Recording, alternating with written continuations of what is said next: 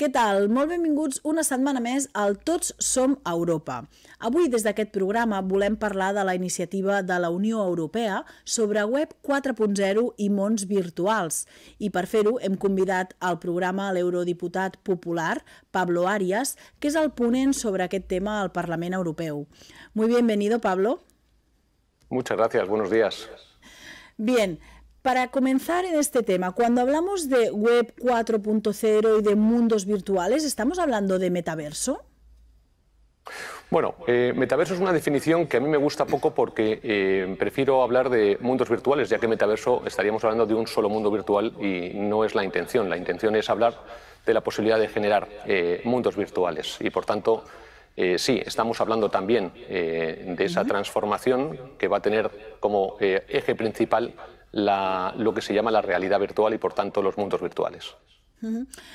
Últimamente hemos oído hablar bastante sobre estos mundos virtuales o muchas veces con el concepto metaverso, pero hay mucha gente que no entendemos exactamente en qué consiste. ¿Cómo lo definiría para que lo entendiera cualquier persona?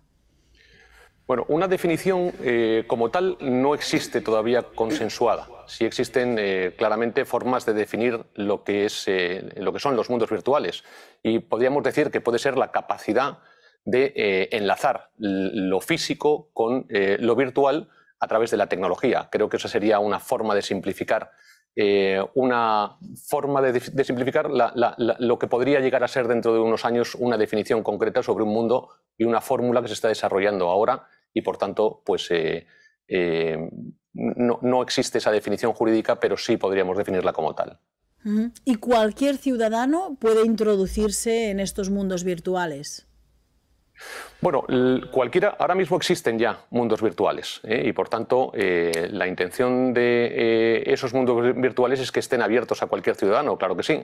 Lo que hemos vivido hasta hoy es una fórmula a través de lo digital en la que todos tenemos la opción de usar aplicaciones que nos dan respuestas a cuestiones que nos interesan. Y en los mundos virtuales la intención será algo parecido, en la que cualquier ciudadano pues, pueda decidir qué mundo virtual es el que le interesa y dónde y cuándo puede o quiere interactuar en él.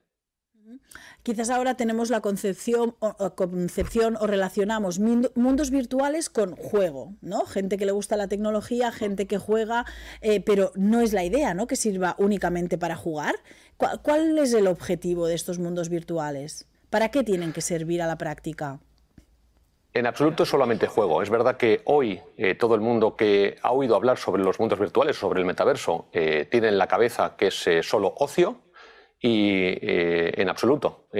Lo que va a tender es precisamente a una transformación de lo que hoy entendemos como Internet y con la que todos estamos familiarizados hoy, a una fórmula en la que podamos introducir ecuaciones dentro de lo que es, por ejemplo, el ámbito de la salud, dentro de lo que es el ámbito de la industria, dentro de lo que es el ámbito de la educación, etcétera. Y, por tanto, no solamente tiene que ver con ocio, aunque hoy se relacione con este, sino que va a tener una serie de aplicaciones que va a seguir transformando a través de lo digital nuestra forma de hacer las cosas, nuestra forma de interactuar, nuestra forma de hacer negocios, nuestra forma de tener una relación con los expertos en el ámbito de la salud y, por qué no, también una fórmula también para educación.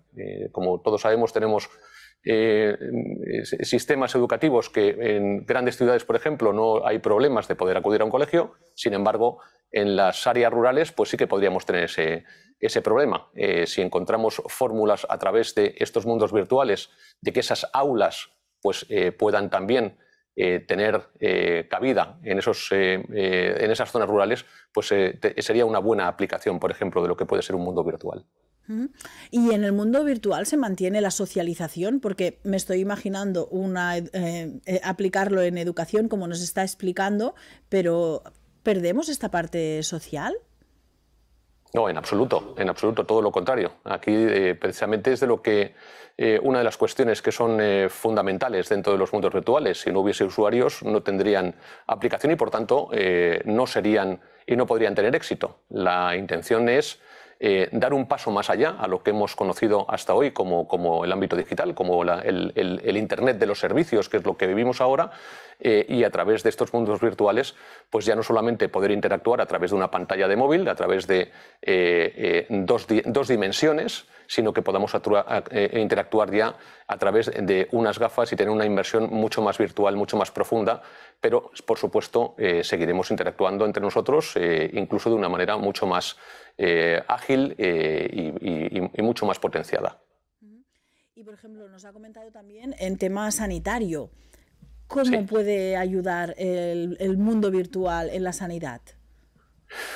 Pues por ejemplo, podemos tener a un cirujano que opere y que tenga su consulta en Madrid, atendiendo a un paciente que esté a 3.000 kilómetros de distancia. Necesitamos conectividad, necesitamos una herramienta, en este caso virtual, y en un futuro pues también podríamos necesitar incluso, y podríamos interconectarlo, esa herramienta virtual a una microcirugía a través de, y parece que estamos hablando de ciencia ficción, ¿no? Pero a través de la robótica, y por tanto pues que ese cirujano incluso pudiese no solamente atender a un paciente en una sala virtual, sino que además le pudiese operar a 3.000 kilómetros de distancia, y por tanto pues tiene una aplicación absolutamente primordial para acercar la sanidad a sitios donde bueno, pues hoy tienen que trasladarse el paciente hacia el centro hospitalario, y de esta forma pues en un futuro quizá eso pues ya deje de ser una barrera. Y todo esto es a través de unas gafas. Bueno, a día de hoy es a través de unas gafas, también de sensores. No solamente se va a intentar en un futuro que esto sea una cuestión visual o audiovisual, sino que la intención es que a través de otras herramientas pues, se pueda ejecutar acciones y sentir también acciones. Ya hemos visto en algunas películas que parece que son muy de ciencia ficción, de futuro, en las que hay trajes que te dan la sensación de que efectivamente vas a estar donde pretendes estar en el ámbito virtual, y por tanto no solamente se trata de gafas, aunque a día de hoy lo que tenemos son gafas. Recordemos que en el pasado, cuando tuvimos esa revolución primero tecnológica y luego digital, bueno, pues nosotros íbamos con unos teléfonos que nos conectaban, que eran muy grandes, incluso al principio eran maletines, luego parecían ladrillos, y sin embargo pues ahora lo que tenemos es un terminal que llevamos en el bolsillo. Hoy tenemos gafas que son probablemente incómodas, incluso aparatosas, pero poco a poco la tecnología, que ahora es verdad que avanza mucho más rápido que a finales de los 90, lo que estamos viendo es que esas gafas cada vez serán menos aparatosas, y que cada vez pues, tendremos la oportunidad de tener aparatos más fáciles de utilizar, más fáciles de llevar, y por tanto, bueno, pues no solamente son gafas, aunque a día de hoy prácticamente sí, podríamos decir que son solo gafas. Tal y como nos lo está explicando, podemos ver que esto es un gran avance tecnológico, ¿no?, para la sociedad en todos los ámbitos, ¿no? Hablamos de educación, de sanidad, pero también de turismo, negocios, cultura. Bueno, sobre todo lo que es una gran transformación. O sea, nosotros hemos vivido la etapa de Internet. En Europa empezamos, por ejemplo, con la revolución tecnológica en los años 90, en la que lideramos el proceso de esa revolución. Cuando irrumpe la pata digital, y en aquella época en la que hablábamos de las .com, bueno, pues aquello se hizo una apuesta muy importante por las empresas de la .com. Ahí estábamos en lo que podíamos denominar la transformación del Web 1 al Web 2. Y en Europa, pues cuando reventó aquella burbuja en el 2001 y 2002, lo que se llamó la burbuja de las .com, pues Europa decidió que lo digital no era el futuro, y por tanto replegamos velas, y aquella gran apuesta que había hacia lo digital, pues dejamos de prestarle atención. Las consecuencias son bien sabidas por todos. Perdimos el tren de ser competitivos en lo digital, y por tanto ser competitivos a nivel mundial en toda esa revolución, en esa transformación que no solamente era de la industria, sino también social. Y bueno, pues esas consecuencias lo que han traído es que Europa esté fuera de esa carrera digital. En esta transformación del Web 3.0 al Web 4.0, que serían esta apuesta por lo virtual, bueno, pues nosotros tenemos que estar. ¿Por qué? Pues porque es fundamental que en algo que va a ocurrir tengamos la capacidad de ser un actor capaz de trasladar qué es lo que queremos que sea esa revolución, esa nueva etapa de Internet que va a seguir transformando nuestras vidas.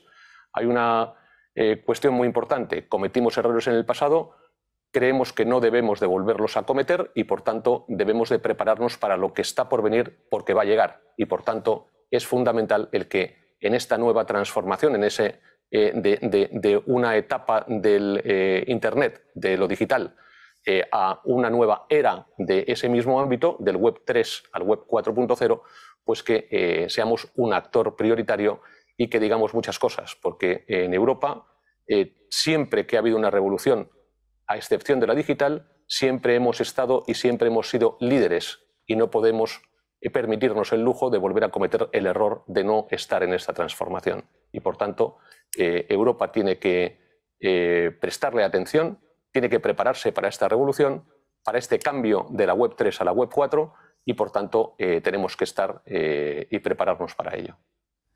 Y en esta transformación, en estos pasos hacia los mundos digitales, al Web 4.0, ¿se corren riesgos? Bueno, se corren riesgos como en cualquier transformación. Por eso es importante que Europa esté. Europa está cimentada sobre principios y valores. Y, por tanto, es fundamental que esos principios y valores estén intrínsecos en este cambio del Web 3 al Web 4. Lo que hemos visto es que cuando no estuvimos en la transformación o en esa revolución digital, dejamos en manos solo de empresas privadas ese desarrollo que iba a transformar de una manera muy radical nuestras vidas, nuestras formas de comunicarnos, nuestra forma de vivir, nuestra forma de relacionarnos, nuestra forma de hacer negocios, etc. Y, por tanto, es fundamental que no volvamos a cometer ese error. No podemos dejar solo en manos de empresas privadas algo que va a transformar de manera radical nuestras vidas. Y, por tanto, es fundamental para Europa, es fundamental para el desarrollo del Web 4.0 y es fundamental también para el mundo el que Europa esté presente, puesto que a nosotros nos importan mucho esos principios y esos valores y, por tanto, podemos ser parte de una ecuación en la que dejemos a la parte privada la innovación, pero que seamos capaces de poner al ciudadano en el centro de la ecuación. Tenemos personas vulnerables como niños, hemos visto que lo digital les puede provocar el que tengan necesidad de estar conectados a lo digital permanentemente. Si trasladamos eso ahora a una apuesta superior, que es un mundo virtual, podemos ver que esas situaciones pues se pueden agravar y, por tanto, hay que trabajarlas con tiempo para pues no perder de vista el que esas personas vulnerables pues puedan tener situaciones complejas de salud mental, entre otras, ¿no? De adicciones, de ciberacoso, de bullying o ciberbullying y muchas otras cuestiones, y por tanto es muy importante. También tenemos una cuestión muy importante que tener en cuenta, que es la accesibilidad. Tenemos en Europa, por poner un dato encima de la mesa, más de 12 millones de ciudadanos con algún tipo de discapacidad. Si nosotros no les tenemos en cuenta a la hora de ese desarrollo del Web 4.0 o de los mundos y de los mundos virtuales, luego habrá que buscar fórmulas para que puedan también disfrutar y estar dentro de este desarrollo. Y, por tanto, creo que es muy importante el que lo hagamos desde el inicio para que todas aquellas personas con algún tipo de discapacidad puedan formar parte de este desarrollo desde el inicio. Creo que eso sería inteligente. No lo hicimos en el pasado. Sin embargo, pues por poner un ejemplo de dos empresas, Nokia no tuvo presente en su desarrollo del software cuando era una empresa europea a las personas con algún tipo de discapacidad y, sin embargo, Apple sí les tuvo en cuenta. ¿Y esto qué quiere decir? Que en términos empresariales, si queremos hablar en términos empresariales, esas 12 millones de personas con algún tipo de discapacidad tenían la oportunidad de utilizar los dispositivos de Apple porque tenían esa herramienta de accesibilidad, mientras que no podían utilizar esos terminales de Nokia porque esa herramienta o no existía o tenían que comprarla en la plataforma externa del software del aparato. Y, por tanto, es muy importante el que esos retos desde el inicio pues, los tengamos en cuenta y que podamos prepararnos para que todos tengamos la posibilidad, si así lo decidimos, de poder disfrutar del Web 4.0 y de los mundos virtuales. ¿Y cuáles serían las acciones a seguir desde la Unión Europea para sentar las bases para esta transformación hacia el Web 4.0? Bueno, esto de la Web 4.0 es una transformación y por tanto no es algo que va a pasar mañana, pero sí que es verdad que la Comisión ha lanzado a principios de año una comunicación en la que ya hablaba de esta transformación del 4.0 y de los mundos virtuales, y que desde el Parlamento Europeo estamos ahora trabajando en la posición que tiene este Parlamento sobre esta transformación y los mundos virtuales, de la que pues soy el ponente del Parlamento. Esto es importante porque aunque esta transformación es algo que, ya insisto en que tenemos algún mundo virtual, pero esto depende de la capacidad computacional para que pueda ser desarrollado, y también de una red de conectividad que nos pueda permitir el que este desarrollo se lleve a cabo. Recordemos que hay estudios que dicen que esta transformación va a multiplicar por 20 el tránsito de datos dentro de las redes de comunicación en Europa, y por tanto necesita de acciones concretas que puedan prepararnos para que hoy empecemos a trabajar ya en esta transformación y no volver a llegar tarde como lo hemos hecho en el pasado.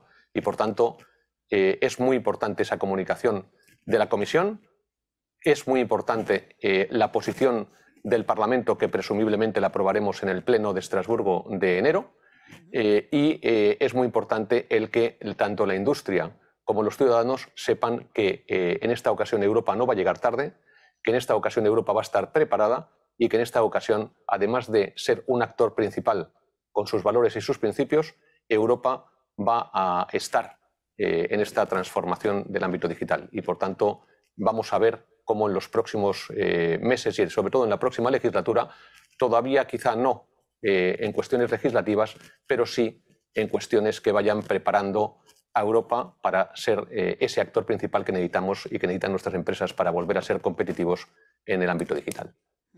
Señor Pablo Arias, eurodiputado del Partido Popular en el Parlamento Europeo, muchas gracias por acompañarnos en este programa. Muchas gracias a vosotros, ha sido un placer. I amb tots vostès ens retrobem en un darrer Tots som Europa.